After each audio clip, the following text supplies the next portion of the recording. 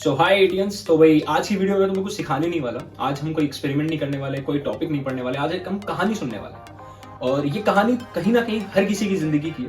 तो जब तुम अपनी 9th क्लास से शुरू करते हो, आज 9th 10th 11th 12th तुम्हारी चारों क्लास की एक मैं कहानी बताने वाला हूँ जो कहीं ना कहीं तुम लोगों को तुम्हारे अंदर कहीं ना कहीं दिखाई देगी। अगर तुम एक एवरेज स्टूडेंट हो तो दिखाई देगी, अगर तुम एक टॉपर हो तो भी दिखाई देगी, और अगर तुम कहीं बीच में झूल रहे हो तो भी दिखाई देगी।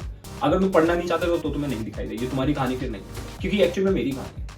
तो क्यों मैं आईआईटी नहीं निकाल पाया, एक्चुअली उसकी कहानी है। सब लोग तुम्हें बता देंगे मैंने आईआईटी कैसे निकाला। ऑब्वियस ही बात है, वो एक बड़ी बात है, नो डाउट है ना।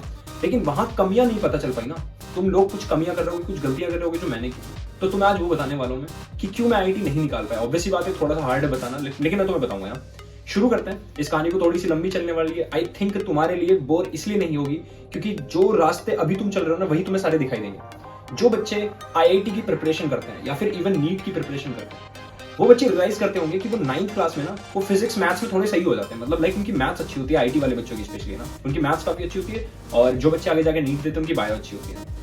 और हमने एक चीज मतलब छोटी सी बात बता रहा हूँ, जो सब्जेक्ट हमारा अच्छा होता है ना तो कहीं ना कहीं हमारा इंटरेस्ट उसमें ज्यादा होता है। कभी भी देख लेना, तुम किसी सब्जेक्ट के न्यूमेरिकल कर रहे हो, लेट्स से मैथ्स के तुम क्वेश्चन कर रहे हो, तुमसे होते जा रहे हो, तुम्हें मजा आ रहा है, तुम करते रहते हो, है ना। वहीं तुम्हें दिखाई देता है एसएसटी करनी पड़ेगी, शिट यार मन नहीं कर रहा, होता है ऐसा। इवन धीरे धीरे हमारे अंदर एक आदत बन जाती है क्या कि मैथ्स के कुछ क्वेश्चंस होते हैं ना, देखते ही कर देते हैं, तो आता है, चलो आगे बढ़ते हैं। बस हम उसका आंसर लिखते हैं, डायरेक्ट उसकी कैलकुलेशन करते हैं और आगे बढ़ जाते हैं। ये तुम सबके साथ हो रहा होगा। अभी भी जो बच्चे 9th या 10th क्लास में, 11th क्लास में, 12th क्लास में, उनके साथ ये हो रहा होगा ना। और जो चैप्टर्स में ज्यादा लिखना पड़ता है, जो बच्चे, क्योंकि स्पेशली मैं आईआईटी वाले बच्चों की बात कर रहा हूँ, क्योंकि वो आईआईटी वाले बच्चे, उनकी आदत बन जाती है चीजों को समझ के और खुद के मन से लिखने की। तो जो कहीं ना कहीं उन्हें चीजें याद करनी पड़ती है ना, फॉर एग्जाम्पल अगर उन्हें एसएसटी में कुछ याद करना पड़ जाए, या फिर केमिस्ट्री में भी कुछ चैप्टर्स ऐसे जो नहीं याद करने। केमिस्ट्री में काफी सारे चैप्टर्स है जिनमें तुम्हें याद करना होता है, स्पेशली ऑर्गेनिक केमिस्ट्री, है ना। बहुत सारी चीजें याद करनी होती है, और याद करने के बाद हमें जो लिखना पड़ता है उसके, है ना, इलेक्ट्रोकेमिस्ट्री, फिजिकल केमिस्ट्री, जो भी तुम्हें लिखना पड़ता है उसमें लिखना बहुत ज्यादा पड़ता है। तो हमें पड़ता है बर्डन सा, तो हम थोड़ा आलस करते हैं। ये तुमने फील किया होगा, कर चुके होगे, जो बच्चे 10th में वो फील कर रहे होंगे ना। तो इस चक्कर में एक बहुत बड़ा नुकसान हो जाता है। क्या मेरा नुकसान कैसे होता बताता हूँ। मैं एक अच्छा स्टूडेंट था, पढ़ने में जो टॉपर्स होते हैं वैसा था, तुम में से बहुत सारे होंगे। तो मुझे ना ओवर कॉन्फिडेंस हो गया था कि मैथ्स बहुत तगड़ी थी, तो मैथ्स ही करता रहता था। इवन मैंने ट्रिग्नोमेट्री के, सिर्फ ट्रिग्नोमेट्री चैप्टर बता रहा हूँ, 2 मोटे मोटे रजिस्टर भर दिए थे मैंने। तुम में से शायद कुछ बच्चों ने कर भी दिए होंगे, क्योंकि ट्रिग्नोमेट्री एक मजेदार चैप्टर है अगर तुम्हें समझ में आता है तो, ठीक है। अब 10th में क्या हुआ, मेरी परसेंटेज बहुत बेकार हो गई इसी वजह से, क्योंकि मैंने सिर्फ मैथ्स पढ़ी।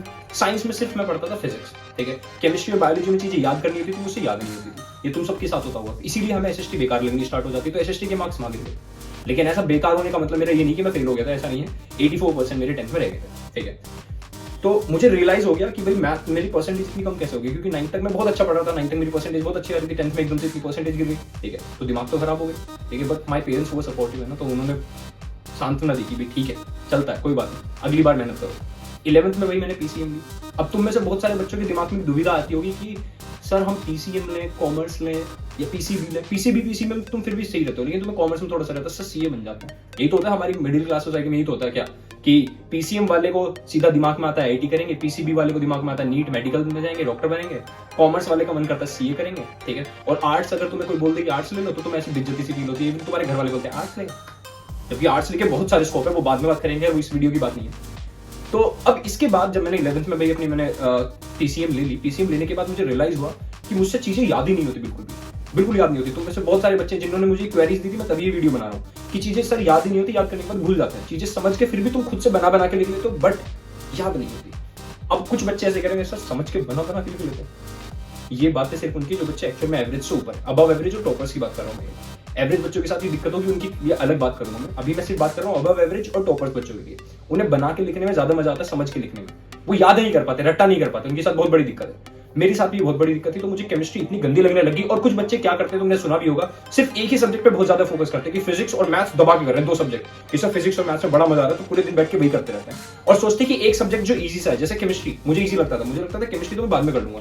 मेरे 11th के हाफ एलडी बीतने के बाद मुझे रियलाइज हो कि मुझे केमिस्ट्री में कुछ नहीं आता, ठीक है। हालत ये तक आ गई कि मुझे हाफ एलडी एग्जाम के टाइम पे मेडिकल सबमिट करना पड़ा झूठा, कि मैं केमिस्ट्री, क्योंकि इतना डर लग गया था, मैं केमिस्ट्री कर ही नहीं पा रहा था, इतना गंदा हो गया था। लेकिन हाफ एलडी के बाद मैंने रियलाइज किया पढ़ना पड़ेगा। मैंने ट्यूशन लगाया भी, मैंने केमिस्ट्री बहुत ज्यादा पढ़ी, लेकिन पढ़ी ही नहीं जाती थी, क्योंकि जब एक बार स्टार्टिंग में मेरे इंटरेस्ट चला गया था ना, वो इंटरेस्ट आ ही नहीं पा रहा था, बहुत मुश्किल हो गई थी। तो मैंने जबरदस्ती रट्टा करना स्टार्ट किया, रट्टा। तो 11th में खैर पास हो गया, 12th में पहुंचा। ये मैं तुम्हें बता रहा हूँ, जो तुम गलतियां कर सकते हो तो तुम्हें आगे नहीं करनी, ठीक है। चलो ट्वेल्थ में पहुंचा तो ट्वेल्थ के अंदर भाई मैंने ट्यूशन लगाया बढ़िया, कोचिंग वोचिंग ली केमिस्ट्री की, क्योंकि मुझे पता चल गया था केमिस्ट्री मेरा बहुत वीक पॉइंट है, केमिस्ट्री अगर नहीं हुई तो मैं आईटी तो भूल लूंगा। ठीक है, मैं तुम लोगों की तरह था, तुम में से बहुत सारे बच्चे होते हैं जिनका एम होता है कि आईटी में टॉप रैंक निकालेंगे, तो वो 9th या 10th में हाई लेवल पढ़ने स्टार्ट कर देते हैं। 9th 10th में 11th 12th की बैठ के फिजिक्स और मैथ्स करता था और मुझसे हो भी जाती थी। ठीक है, 9th 10th में बैठ के मैं 11th 12th की मैथ्स और फिजिक्स करता था। मेरी क्लास में कुछ बच्चे जो बच्चे मुझसे पढ़ते हैं वो भी ये चीज करते हैं, कमेंट सेक्शन में बता दो भाई। हाँ ठीक है, तो अब बात ये हुई कि जब मैं 12th में केमिस्ट्री मैं कोचिंग लेने लगा, केमिस्ट्री में फिर भी नहीं कर पाता था, केमिस्ट्री मुझे याद नहीं हो पाती थी बिल्कुल भी, क्योंकि केमिस्ट्री का इंटरेस्ट मेरा 11th क्लास में गया था। तो जो बच्चे ये सोचते हैं कि भाई मैं इस साल बैठ के फिजिक्स और मैथ्स कर लेता हूँ, अगले साल केमिस्ट्री करूंगा, इस साल बैठ के मैं केमिस्ट्री फिजिक्स कर लेता हूँ, मैथ्स अगले साल करूंगा, ध्यान रखना एक बार तुम्हारा वो होता है ना, एक फ्लो टूट गया तो इंटरेस्ट बनाने में बहुत दिक्कत आती है। तो इसलिए एक सीख यहाँ से ही मिलती है कि हमेशा सभी सब्जेक्ट्स को इक्वल साथ में लेके चलो, पॉइंट याद रखोगे। तो अब भाई हालत तो बुरी थी 12th में भाई, अपने फिजिक्स में, मैथ्स में, और इवन केमिस्ट्री में मेरे बोर्ड्स में 94 नंबर थे, लेकिन वो सब था रटने का नतीजा। मुझे समझ में कुछ नहीं आता था केमिस्ट्री में, क्योंकि वो फ्लो टूट चुका था, इंटरेस्ट बन ही नहीं पा रहा था, जबरदस्ती करता था, कोई इस टाइम पे समझाने वाला नहीं था। ठीक है, मानोगे नहीं, जब मैंने पेपर दिया, एक्चुअली मैंने एक पेपर दिया था जिसका नाम है, तुमने सुना होगा जैसे IIT होता है ऐसी AKTU होता है ना, एक AKTU करके उस टाइम पे उसका नाम था कुछ अलग नाम था, यूपी में एग्जाम होता था जिससे हम बीटेक के कॉलेजेस में एडमिशन लेते थे, जैसे फिर IIT होता है तो उसके बाद IIT होता है। तो उस एग्जाम में मेरे केमिस्ट्री में सिर्फ एक क्वेश्चन से मेरा मोरल इतना डाउन हो गया कि मेरा हिम्मत ही नहीं हुई IIT एग्जाम देने की। ठीक है, जबकि फिजिक्स मेरी इतनी तगड़ी थी, फिजिक्स में मेरा एक भी गलत नहीं था, मतलब मेरी फिजिक्स स्टार्टिंग से बहुत तगड़ी हुई थी। जब मैं 9th में था ना, तब मैंने 9th 10th में आते मैंने SC वर्मा खत्म कर दी थी। SC वर्मा बुक जितनी तगड़ी होती तुमने सुना भी होगा ना। 11th 12th में बैठ के मैं IIT एडवांस और IIT मेंस के PYQs लगाता था। ठीक है, तो मेंस नहीं होता था उस टाइम पे, IIT ट्रिपल ही होता था। ठीक है, तो भाई ये थी ये कहानी छोटी सी, बट स्टिल अब मैं तुम्हें ये बताना चाहता हूँ, तो कुछ बच्चों के दिमाग में आ जाता है सर अगर ऐसा हो गया तो हमारी लाइफ तो बर्बाद नहीं होती। जो बच्चे मुझे जानते उन्हें पता होगा, अगर तुम्हें नॉलेज है, चाहे तुम्हें थोड़ी सी किसी भी चीज की, नॉलेज इज इंपॉर्टेंट। अब मुझे फिजिक्स आती है, वो फिजिक्स ही मेरे लिए बहुत यूजफुल है आज के टाइम पे। ठीक है, वो फिजिक्स ही है जो मेरी जिंदगी जिसने मेरी जिंदगी बनाई है ना। तो कभी ये मत सोचो कि तुम्हारी नॉलेज कहीं भी बेकार जाने वाली है, बट इस पॉइंट को, ये जो मैंने तुम्हें कहानी बताई, इससे सीख लेना ये बनता है कि तुम्हें हर सब्जेक्ट को इक्वल ट्रीट करके बराबर पढ़ते हुए चलना, किसी का भी फ्लो नहीं टूटने देना। ठीक है, तो ये छोटी सी कहानी थी। इसके बाद में तुम्हें अगली कहानी बताऊंगा, आज के लिए सिर्फ इतनी सी कहानी। तुम्हारी जो भी क्वेरीज है, तुम कुछ पूछना चाहते हो मुझसे, तुम लोग कमेंट सेक्शन में बता सकते हो। यहाँ पे मैं सारी वो बातें बताऊंगा जो कहीं ना कहीं मैंने पर्सनली फील की है एज ए स्टूडेंट, है ना, और जो मैं तुम्हें बता सकता हूँ जो गलतियां मैंने की है, तुम वो गलतियां ना रिपीट करो। ठीक है, ये कहानी उन बच्चों के लिए थी जिन बच्चों की मैथ फिजिक्स ऑलरेडी अच्छी होती है। ठीक है, जो बच्चे ऑलरेडी टॉपर्स वाली कैटेगरी में लाए करते हैं या अबव एवरेज वाली में, तो जो बच्चे नहीं लाए करते और उनके साथ क्या क्या दिक्कतें आ रही है, मुझे पता है उनकी दिक्कतें अलग है। ठीक है, वो दिक्कतें कहीं ना कहीं मेरे कुछ दोस्त हैं जिन्होंने फील की, मैंने वो दिक्कतें उतनी फील नहीं की क्योंकि मैं हमेशा से टॉपर रहा था। तो तुम लगे सर फ्लेक्स कर रहे हो, टॉपर रहते हैं, बेटा नहीं निकला था IIT, ले बेइज्जती भी कर लेता, नहीं निकला था IIT, नहीं निकला था। ठीक है, निकला नहीं, क्यों नहीं था पता चल गया कि रीजन क्या था। रीजन ये था केमिस्ट्री में एक वर्ड नहीं आता था, कोई फायदा ही नहीं था। ठीक है, उसके बाद मैंने क्या किया, फिजिक्स में अपने ऑब्वियसली मेरी बोर्ड्स परसेंटेज तो बहुत ज्यादा थी ना, क्योंकि मेरी केमिस्ट्री में भी 94 थे। ठीक है, इवन सोचो मेरे इंग्लिश में 94 थे। खैर वो CBSE की दुआ है, लेकिन वो दुआ सब पे नहीं चलेगी, तो तुम्हें पढ़ना पड़ेगा।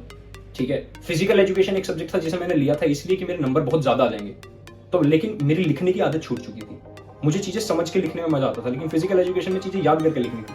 मेरे मार्क्स है 100 में से 71 बोर्ड्स में, सब सब्जेक्ट में मेरे 90 अबव थे, सिर्फ फिजिकल एजुकेशन में 71। सीनियर्स ने बोला था फिजिकल में तो 95 प्लस आने पक्के। तो ये छोटी छोटी बातें हैं। चलो इसके बाद अगली वीडियो में जो तुम बोलोगे वो मैं बताऊंगा। ठीक है, यहाँ पे मैं सारी चीजें शेयर करूंगा तुम लोगों से। ठीक है, चलो बाय, मिलते हैं।